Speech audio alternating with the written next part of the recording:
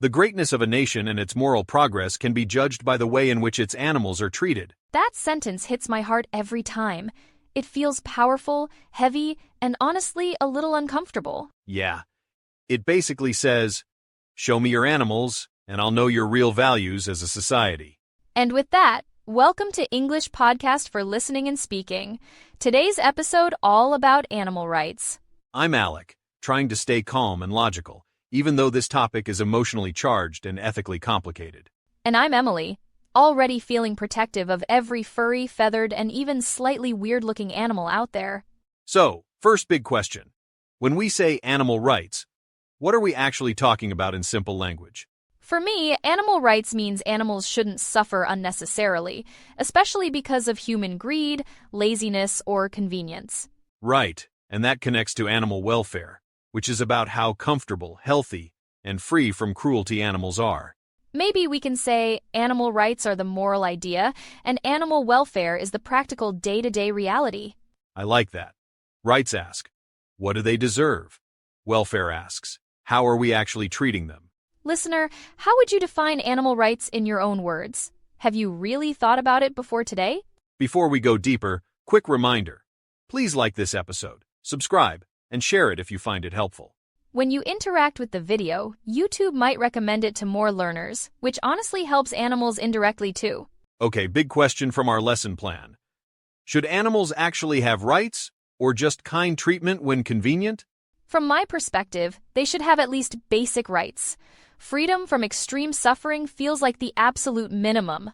I'd argue that even if we still use animals for food, we must reduce unnecessary pain and fear. That's where the word animal cruelty comes in, unnecessary pain or suffering we cause because we simply don't care. Sadly, animal cruelty isn't just rare horror stories. It appears in farms, streets, homes, and even entertainment sometimes. Do you think your country has a serious problem with animal cruelty? Or is it improving slowly but clearly? You could write later, in my country, animal cruelty is mostly, and then add common, hidden, ignored, or punished. Another important phrase is animal rights activist, someone who campaigns, protests, and works to improve animals' lives. Some people see animal rights activists as annoying troublemakers. Others see them as heroes with loud compassion. To be honest, I respect anyone who fights exploitation, even if their methods sometimes feel a little extreme or dramatic. Let's talk about rights themselves. What kind of rights could animals reasonably have in a modern, busy human world? Maybe the right to food, water, shelter, medical care, and the right to avoid unnecessary suffering and cruel treatment. Some people add the right to express natural behavior, like running, flying, socializing, not just existing in cages. That's where animal welfare and mental health connect. An animal can be alive, but deeply stressed, lonely, and afraid. Listener question. Do you think animals should have legal rights written into law, or just moral consideration in people's hearts? You might write, I think animals should have the right to, and then choose movement, safety, or freedom from cruelty. Let's compare human rights and animal rights briefly. Human rights usually include freedom of speech, voting, education, and safety. Animals don't need voting rights, haha, but they definitely need protection from exploitation and inhumane living conditions. Exactly. We're not saying give cows passports, but we might say, no, being deserves torture or lifelong suffering. That's the word humane, treating animals with kindness and respect. Inhumane means cold, cruel, or ignoring obvious suffering. For example, leaving a dog chained outside without water in summer feels clearly inhumane to most people. And beating an animal for entertainment is pure animal cruelty, no matter what culture or tradition tries to justify it. This brings us to an uncomfortable question. What makes humans special compared to animals, if we are special at all? People often say language, culture, technology, or consciousness. But animals have emotions, relationships, and sometimes surprising intelligence. We might be more complex, but that extra intelligence should mean more responsibility, not more freedom to exploit. Exactly. Real greatness means using power to protect weaker beings, not using weakness as an excuse for exploitation. Listener, do you believe humans are more important than animals, equal, or something complicated in between those extremes? You could write, I think humans are special because, but animals might also deserve, and finish both sides honestly. Let's add some useful opinion starters you can copy when writing or speaking about animal rights. For example, from my perspective, animals should have basic legal protections against cruelty and extreme suffering. Or, to be honest, I think we could live with less animal suffering if we changed some habits. Another one, I'd argue that a society can't call itself compassionate while ignoring obvious animal cruelty around it. Notice how we're using modal verbs too. Should, could, might, must. They show degrees of obligation and possibility.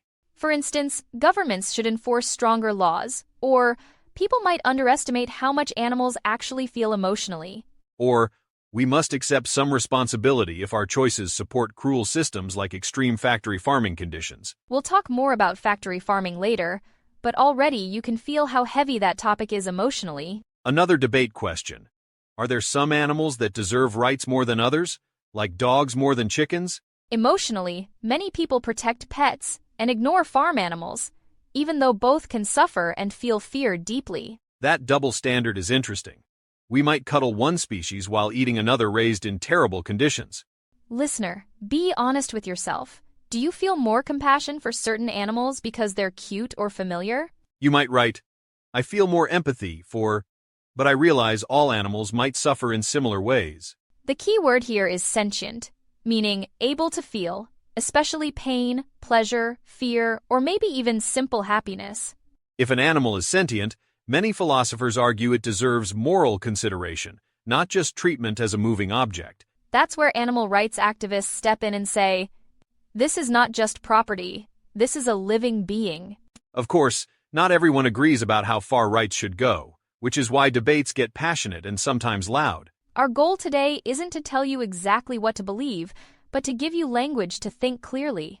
And to help you talk about it in English without feeling lost, even when emotions rise and opinions clash. Listener question. Right now, what is your honest emotional reaction to this topic? Defensive, inspired, guilty, hopeful, or mixed?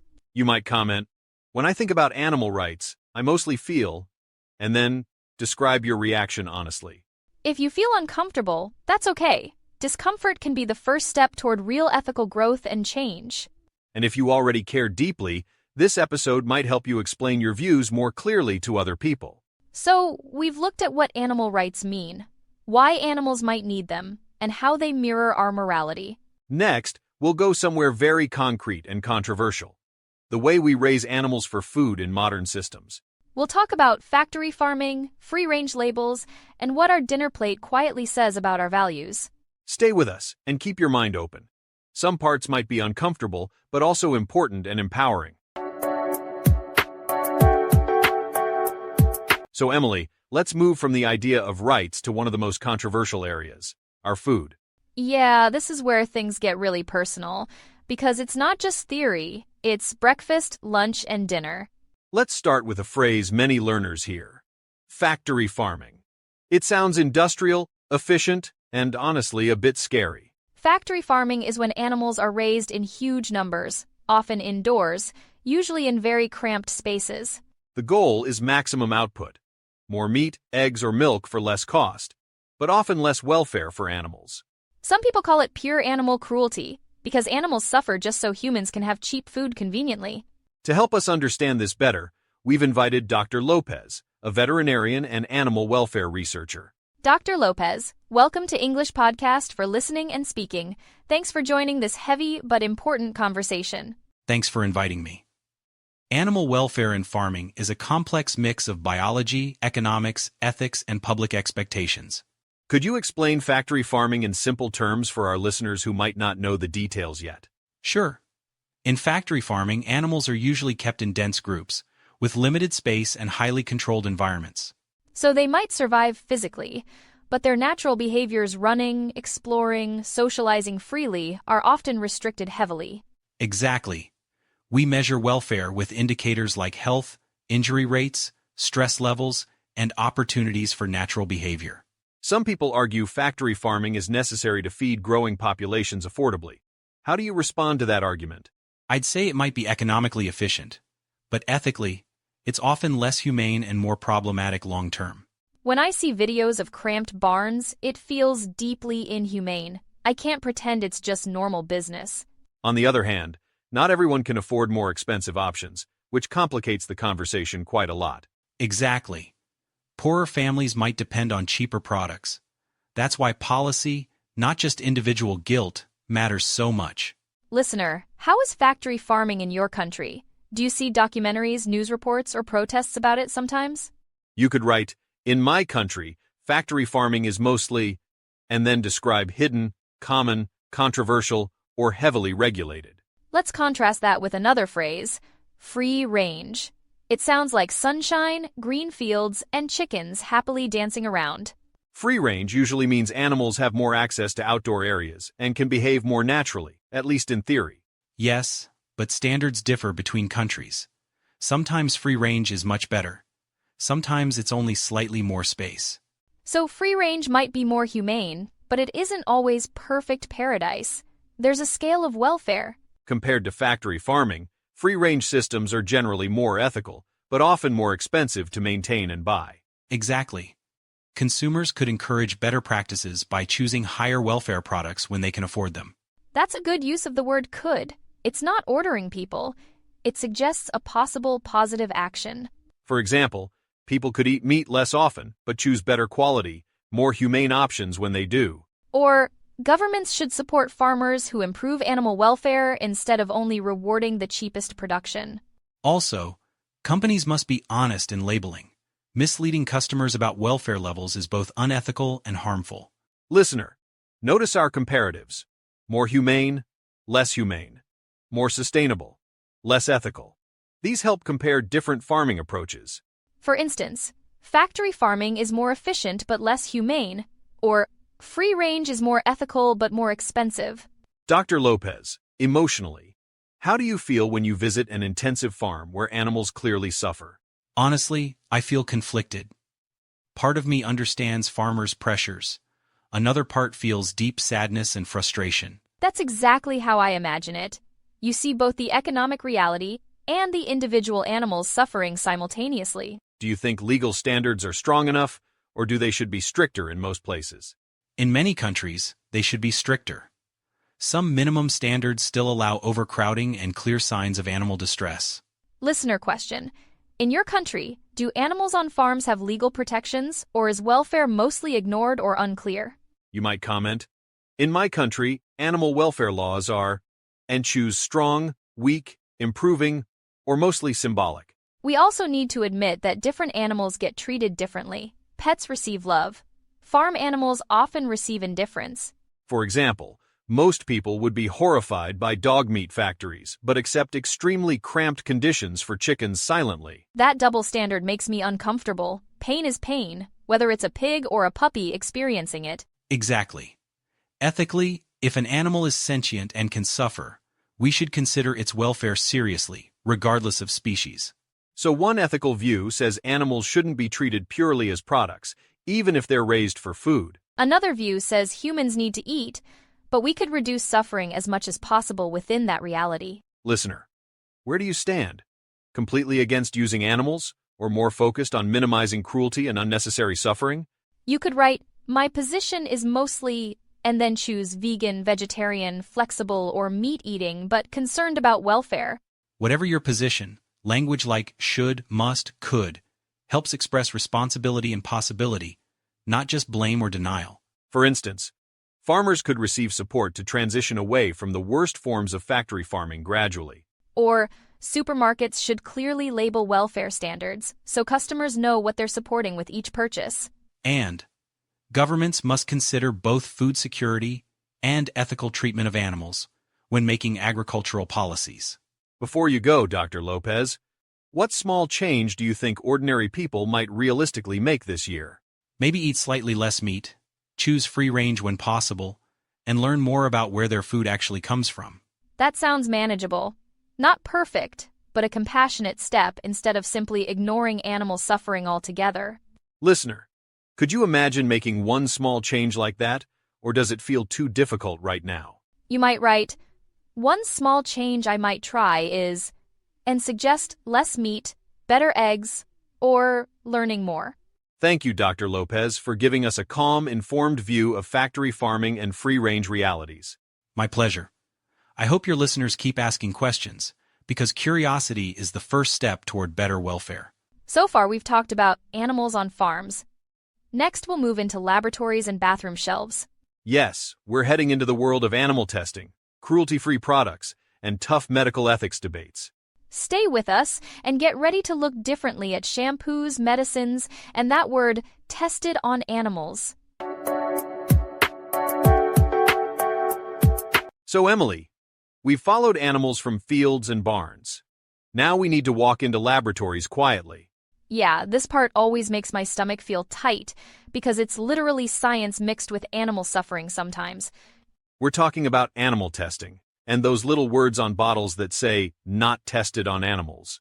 Or the magic phrase cruelty-free, which sounds comforting, but sometimes hides a more complicated reality underneath. To help us unpack this, we've invited Maya, an animal rights activist who campaigns against animal cruelty in labs. Maya, welcome to English Podcast for Listening and Speaking. We're really glad you're here for this difficult conversation. Thanks for inviting me. It's a tough topic, but it's important because so many products involve unseen suffering. Let's start simple. What is animal testing, in everyday language, for someone who's never thought about it deeply? Animal testing means using animals in experiments to check if chemicals, cosmetics, or medicines are safe for humans. So that could be anything from mascara and shampoo to new cancer treatments and everyday cleaning products, right? Exactly. Some tests are mild, others more invasive. Even when controlled, animals can suffer stress, pain, and isolation. Many people imagine white mice in cages, but it's more than mice, right? Different species get used for different purposes.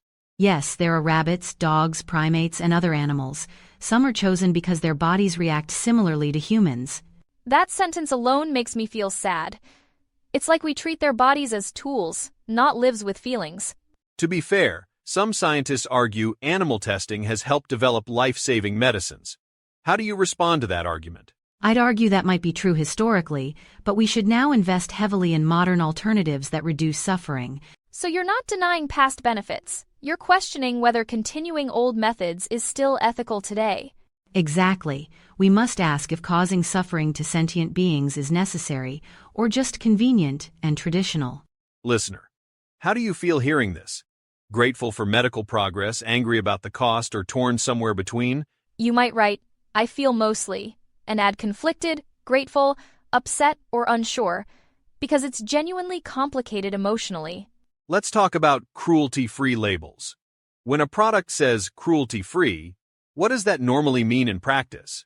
It usually means the finished product, and sometimes the ingredients, were not tested on animals by that company. But sometimes the parent company still supports animal testing elsewhere, or sells in countries that require it legally. Exactly. So, a brand might be cruelty-free on paper, while the larger business remains more ethically questionable overall. That's why some activists say, buying cruelty-free is good, but we should also look deeper into company structures. Listener, do you currently check for cruelty-free labels? Or do you usually focus on price and smell, honestly? You could comment, I try to buy cruelty-free products because, or, I never thought about it before this episode. Even small awareness helps. If consumers show interest, companies might feel pressure to move toward more ethical practices. Let's add some vocabulary. Cruelty-free means made without animal cruelty. That sounds simple, but reality is more nuanced. And ethical means morally good or acceptable, while unethical means morally wrong, careless about suffering or fairness. Many activists argue that testing cosmetics on animals is unethical because beauty products rarely justify intense suffering. For medicine, the debate is harder. Some people say, if this drug saves lives, animal tests might be justifiable. That's where the tension lies. Human safety versus animal suffering. It's a painful moral balance with no easy answer. I'd argue that for cosmetics, we should completely stop animal testing and focus on cruelty-free options and validated alternatives. And for medicine, we might say, scientists should reduce animal testing as much as possible and replace it gradually. Notice those modal verbs. Should, might, could. They show recommendations and possibilities rather than absolute commands. For example, researchers could invest in computer models and cell cultures instead of automatically using animals first. Or, Governments should fund non-animal methods so companies have realistic, practical alternatives to animal testing. Here's a useful second conditional pattern. If companies invested more in alternatives, fewer animals would suffer in laboratories. Another one, if customers demanded cruelty-free products loudly, brands would probably change their testing policies faster. Exactly. Consumer pressure can be powerful. Your shopping choices might influence more than you realize day to day. Listener, do you believe your individual choices could make a real difference? Or does that feel unrealistic sometimes? You might write, if more people cared about cruelty-free products, companies would, and then add your prediction. Let's also mention the word sentient again, able to feel. Why is that word so important in this debate? Because if animals are sentient, they experience pain, fear, and stress, which makes their suffering morally important, not trivial. So we're not talking about damaging a chair. We're talking about living beings with consciousness and emotional responses. That's why many people feel discomfort when they see footage of clearly terrified animals in lab situations. Exactly. Their suffering isn't just physical, it can include loneliness, confusion, and long-term psychological stress. Listener question. Do you think animals used in testing might feel fear and confusion similar to humans in scary situations? You might comment, I think animals in labs might feel, and then add, afraid, stressed, confused, or numb. I know this topic is heavy, but I also see hope. Many scientists are genuinely working on humane alternatives. That's encouraging. It means progress isn't only about saying no, it's also about saying yes to better methods. Let's give some more natural sentences learners can borrow when discussing this in English. You could say, in my opinion, using animals for cosmetics is completely unethical and should be banned worldwide. Or, medical research might still need some animal testing, but we should work hard to reduce it dramatically. Another example, if governments rewarded cruelty-free research, companies would feel more motivated to change their methods. Notice how these sentences sound strong but still nuanced. They don't ignore complexity, but they clearly express values. Maya, what do you personally say to someone who shrugs and says, it's just animals, humans matter more? I usually answer, humans matter, yes, but compassion doesn't need to be limited. We can care about both. I love that. Compassion isn't a limited resource. Caring for animals doesn't reduce care for humans automatically. Listener, how would you respond politely to someone who says animals don't matter much? Try forming that answer in English. You might start, I understand your point, but I believe animals deserve, and then add respect, protection, or basic comfort. That kind of polite disagreement is more persuasive than just shouting, especially in sensitive ethical conversations. Before we close this section, Maya, what's one practical step listeners might consider regarding cruelty-free choices? Start with one category, maybe shampoo or makeup, and switch to a clearly labeled cruelty-free brand you trust. That feels realistic. You don't have to change everything overnight. You might just take small, consistent steps. Listener, could you imagine choosing at least one cruelty-free product this month and noticing how that decision feels? You could write, one cruelty-free change I might try is, and share your idea. Maybe you'll inspire someone else. Thank you, Maya, for bringing passion and clarity to such a difficult, emotionally loaded, and ethically complex topic. Thank you for giving space to this discussion. I hope your listeners remember that every small act of compassion counts. So, we've now looked at farms and laboratories. Next, we're going even closer to home to our pets and streets. Yes. We'll talk about abandonment, shelters, everyday animal cruelty, and the quiet heroes who rescue forgotten animals. Stay with us, because this next part might touch your heart in a very personal and powerful way. So, Emily, we've talked about animals in farms and labs. Now let's talk about our homes. Yeah, this is the part that hurts most for me, because it's about pets and everyday cruelty. Many people say they love animals, but then abandon pets or ignore suffering right outside their apartment building. Exactly. We post cute dog videos online, then walk past a shivering street cat without even looking twice. To understand this better, we've invited Daniel, who works at an animal shelter in a big city. Daniel, welcome to English Podcast for Listening and Speaking. Thanks for joining this emotional but really important conversation. Thanks for inviting me. I'm happy to talk, even though some stories still make my voice feel heavy. Let's start with your daily reality.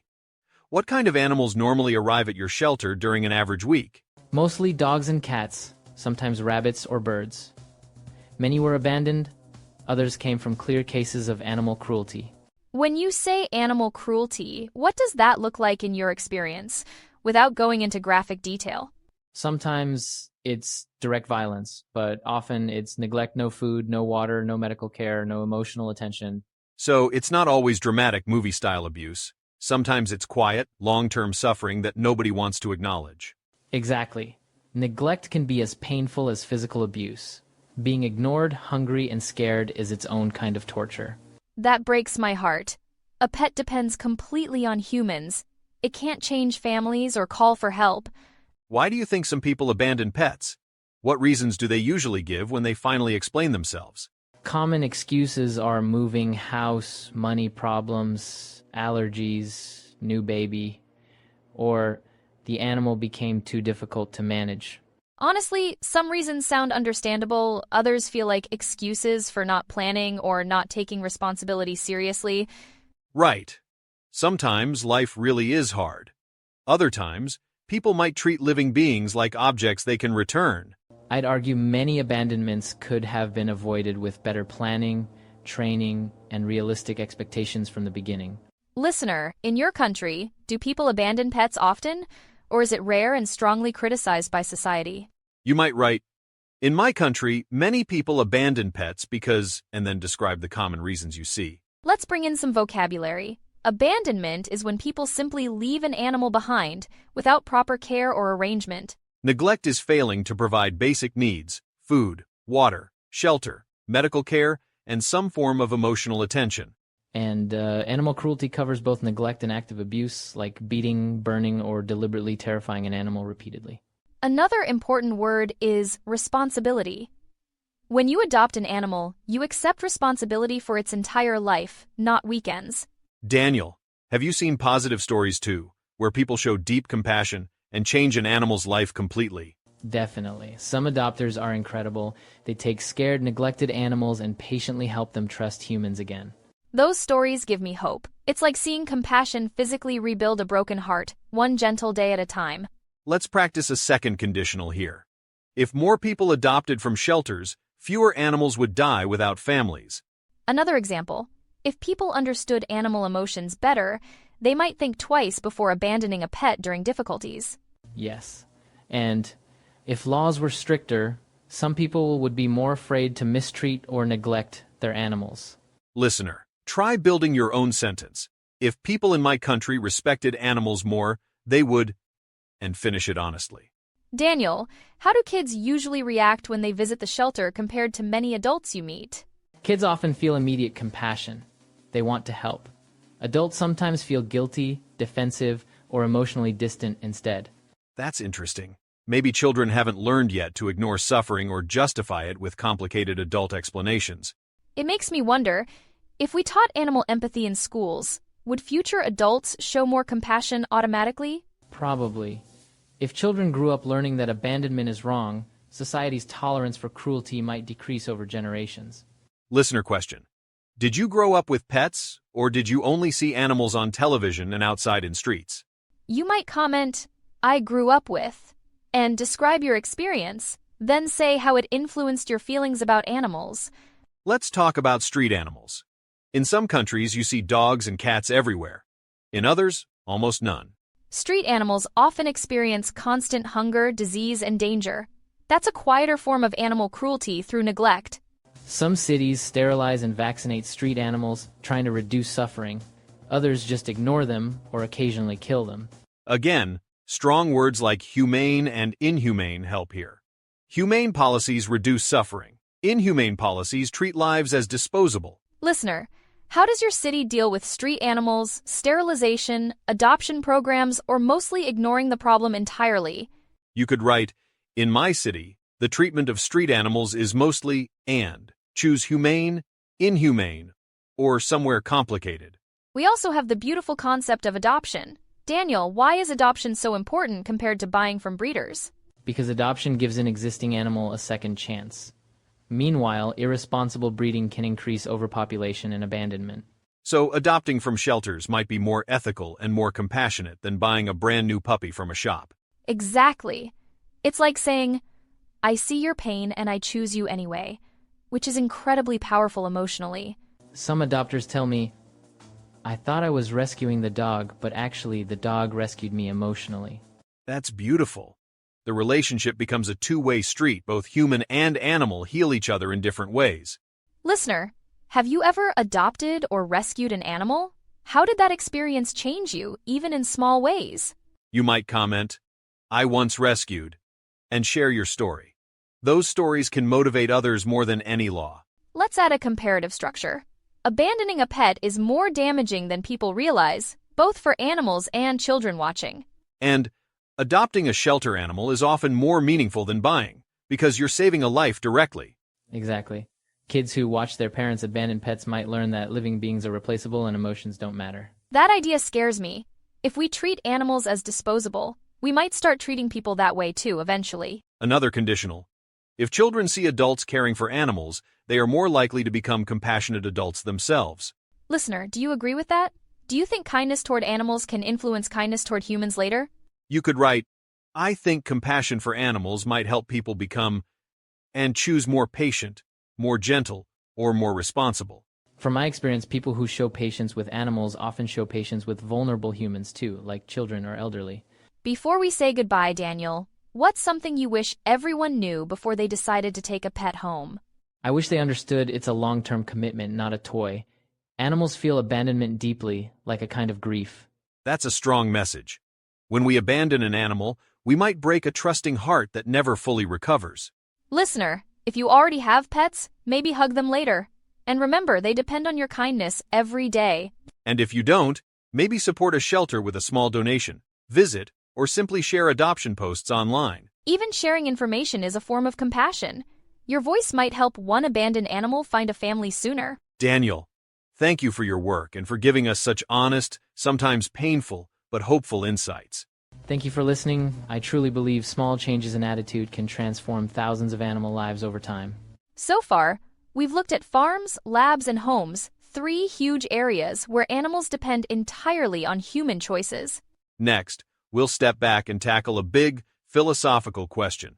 Are humans truly special, and how does that matter? Stay with us, because the human rights versus animal rights debate might challenge your ideas about value and dignity. So Emily, we've seen how humans can hurt or help animals. Now let's ask a harder question. Yeah, the very uncomfortable one. Are humans really special, and does that mean animals deserve fewer rights somehow? Let's start by contrasting 2 big phrases, human rights and animal rights. They sound similar but aren't exactly the same. Human rights normally include things like freedom of speech, education, voting, fair trials, and protection from torture. Animal rights, at least in most discussions, focus more on protection from cruelty, exploitation, and extreme suffering. So, we're not saying dogs should vote, haha, but we are saying dogs shouldn't be beaten for fun. Exactly. Human rights talk about full participation in society. Animal rights talk about basic dignity and freedom from abuse. Dignity is a lovely word here, the idea that every life deserves some respect, not just the convenient or useful ones. Let's throw a question straight at you, listener. Do you believe humans are more important than animals, honestly speaking? You might write, from my perspective, humans are special because, and then explain your reasoning as clearly as possible. Common answers include language, culture, technology, abstract thinking, moral reasoning, or spiritual beliefs about humans. But then we meet animals showing loyalty, grief, jealousy, joy, and suddenly the line between us feels less clear. That's where the word sentient comes back, meaning able to feel.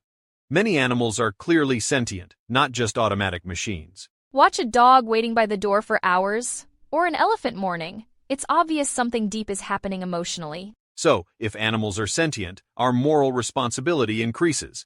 We can't treat feeling creatures like unfeeling objects anymore. I'd argue that being special shouldn't give us permission to exploit. It should give us a deeper duty of care.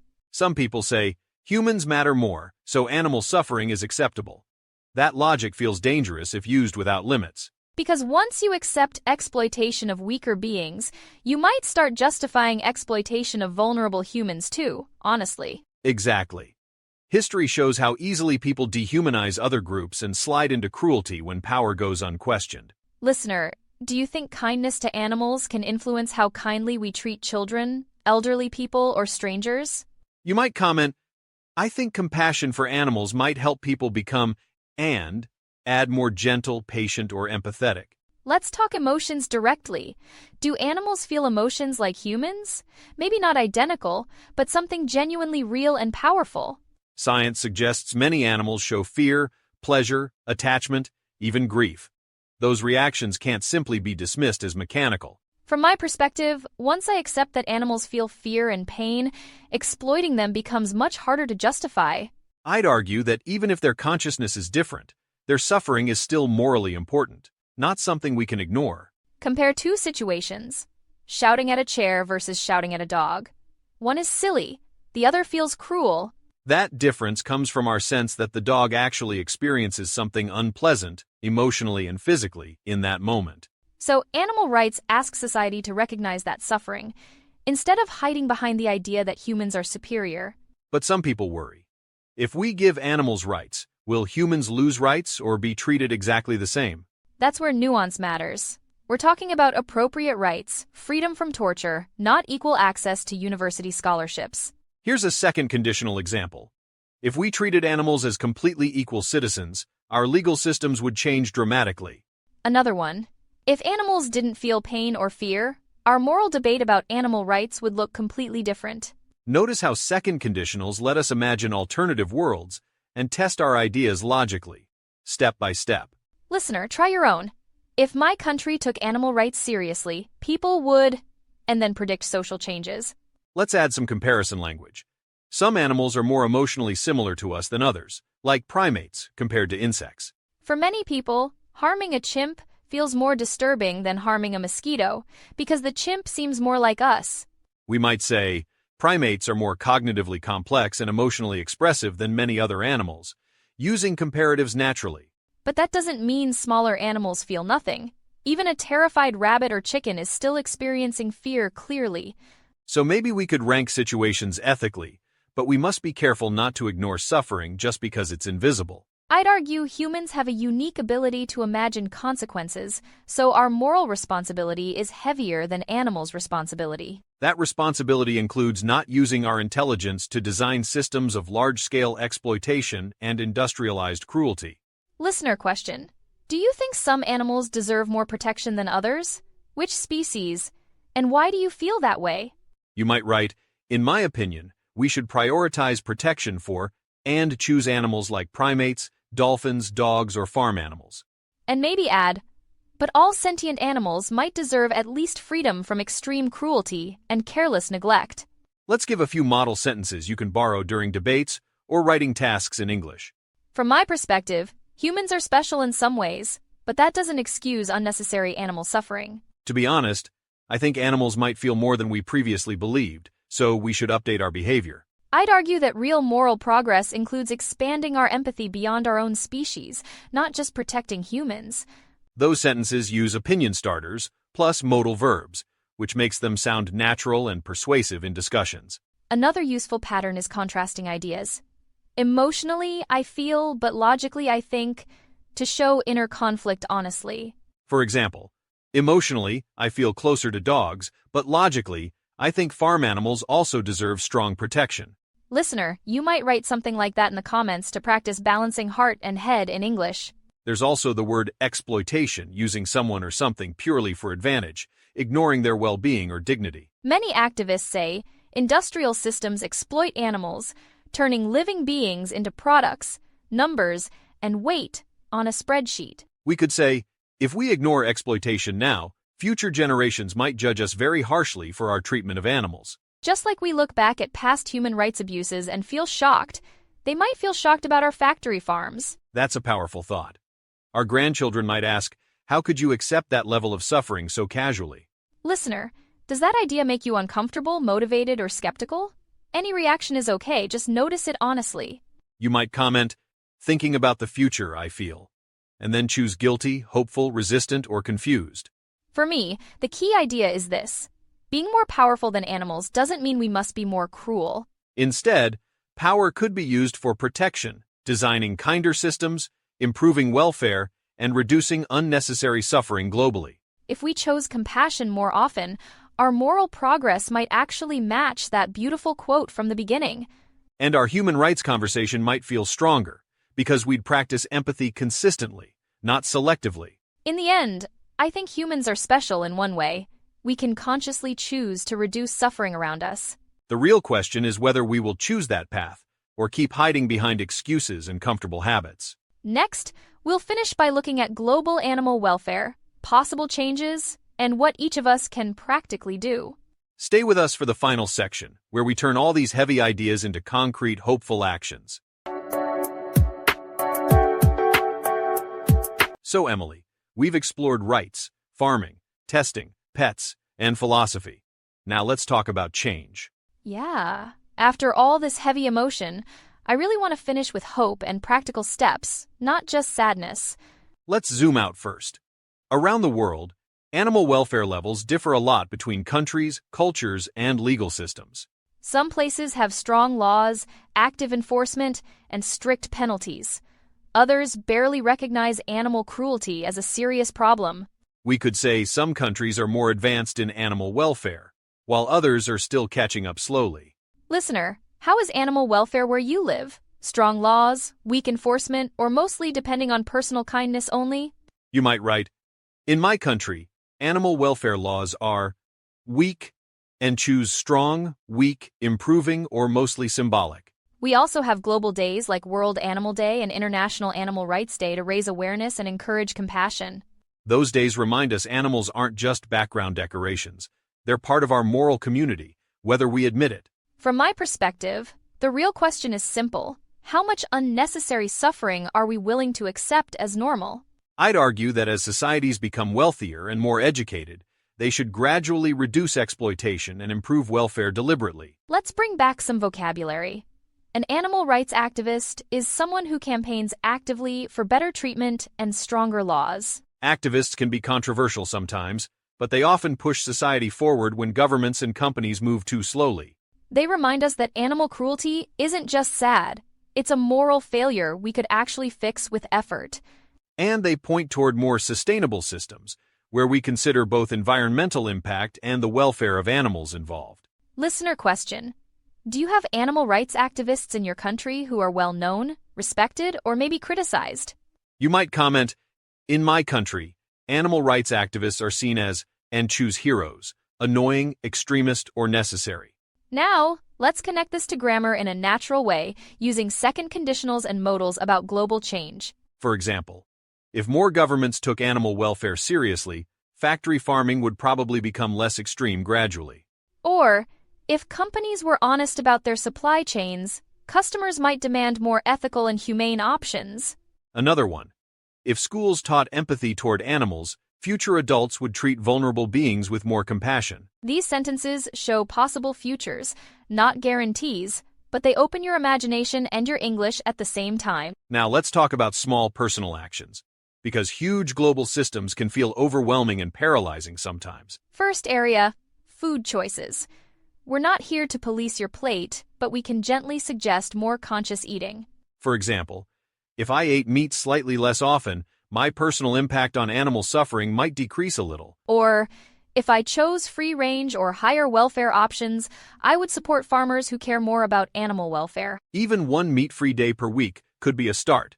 Not perfection, but honest progress toward less cruelty. Listener, could you imagine trying one small experiment with your food this month, just to see how it feels?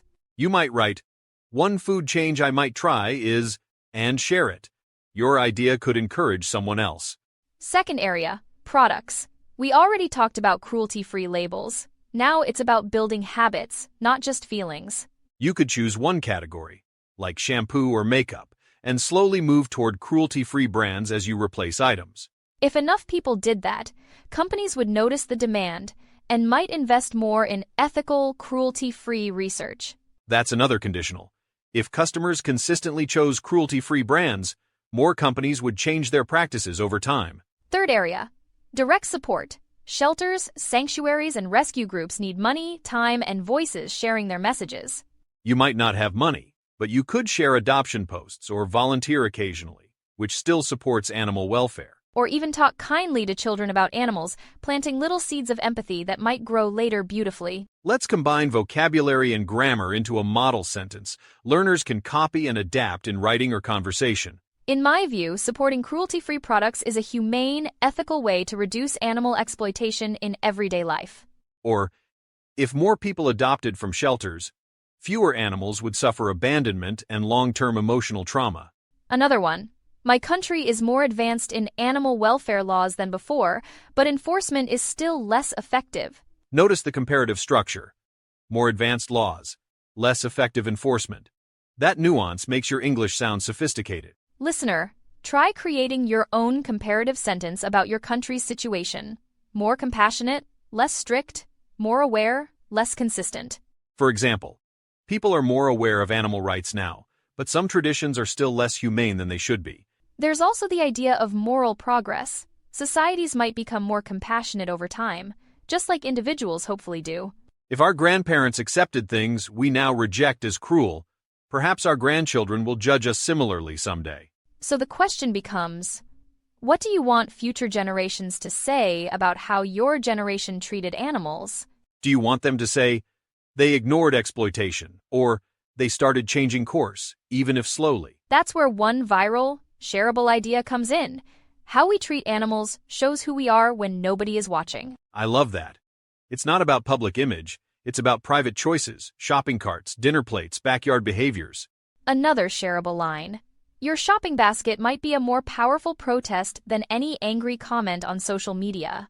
That's strong, because it says your quiet daily actions could matter more than loud online arguments. Listener, if one sentence from this episode sticks in your mind, maybe let it be something about compassion in action. Something like, real kindness isn't abstract. It's how we treat the smallest, weakest creatures who cannot fight back. Before we close, let's set a tiny practical challenge for our community of English learners around the world. Challenge. In the comments, write one sentence using an animal rights vocabulary word and one modal verb. For example, governments should punish animal cruelty more strictly, or factory farming might be cheaper but deeply inhumane. Or, animal rights activists could help society become more compassionate if people listened instead of mocking them. Also, tell us one realistic action you might try. Food choice, product change, volunteering, or just sharing information. You never know. Your comment might inspire someone in another country to act, even though you've never met. That's the beautiful part.